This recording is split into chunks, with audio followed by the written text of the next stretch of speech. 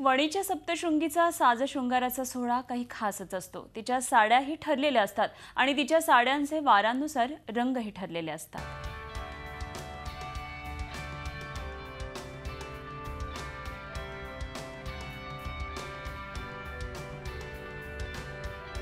नाशिकपासून साधारणपणे 65 ते 70 किलोमीटरवर वसलेली ही वणीची सप्तशृंगी 3.5 पीठांपैकी अर्धा पीठ। वर्षभर देवीच्या दर्शनासाठी गर्दी असते। सकाळी काकड आरती झाल्यानंतर देवीची पूजा सुरू होते। पूजेनंतर देवीला वस्त्र घातली जातात। सप्तशृंगी देवीला 11 वार साडी किंवा शालू लागतो। देवीची मूर्ती 10 फूट उंचीची असल्यानं 6 वार किंवा 9 वारी साडी पुरत नाही। देवीला पैठणी किंवा शालू नेसवला जातो। सप्तशृंगीची पैठणी येवल्यातून मागवली जाते। भाविकांनी दिलेल्या साड्याही देवीला नेसवल्या जातात। दिवसांनुसार साडीचे रंग ठरलेले आहेत।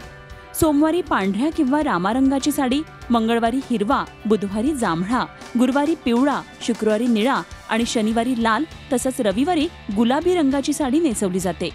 भाविकांची पूजा ज्या दिवशी आहे त्यानुसार त्यांना साडीचा रंग सांगितला जातो। देवीची 11 वारी पैठणी साधारणतः 12,000 रुपयांपासून उपलब्ध आहे, तर शालू 6,000 रुपयांपासून मिळतो। एखाद्या भाविकानं शालू किंवा पैठणी व्यतिरिक्त साधी साडी अर्पण केली तरी ती स्वीकारली जाते। मात्र अशा साड्या अंतर्वस्त्र म्हणून वापरल्या जातात। पूजेनंतर देवीला हे वस्त्र नेसवलं जातं, महावस्त्र याला म्हणतात।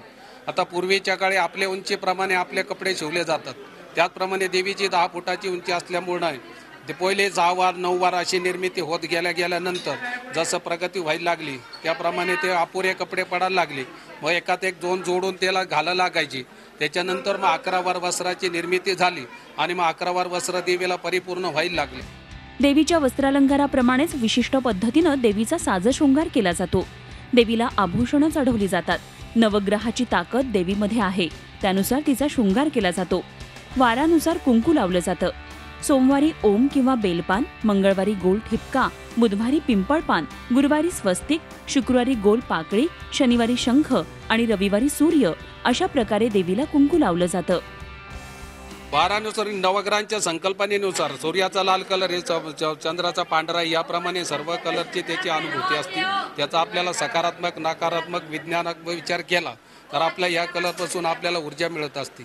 देवतेचे स्थान नकारात्मक सकारात्मक ऊर्जेवर असतात। या ऊर्जेचे याचा इफेक्ट भाविकांवर होत असतो। हा त्याच्या मागची वैज्ञानिक संकल्पना आहे। या सगळ्या साजशृंगारात देवीला ठुशी, कर्णफुलं, मंगळसूत्र, नेकलेस, हिऱ्यांचा हार, कंबरपट्टा असे दागिने घातले जातात। त्याचबरोबर सण उत्सवांना आणि पौर्णिमेलाही वेगळे दागिने घातले जातात। पारंपरिक पोशाखातली ही देवी पाहून समाधान मिळत असल्याची भाविकांची प्रतिक्रिया आहे। जसं की इथं पण आम्ही दरवेळेस जेव्हा पूजा करतो त्यांनी आम्हाला आधीच सांगितलेलं असतं की 11 वार साडी लागते इथे, किंवा कोल्हापूरच्या देवीला काठापदराची साडी, तुळजापूरच्या देवीला काठापदराची साडी। म्हणजे हे जे आपण पिढी परंपरागत चालत आलेलं आहे त्याच्या श्रद्धेने करत असतो।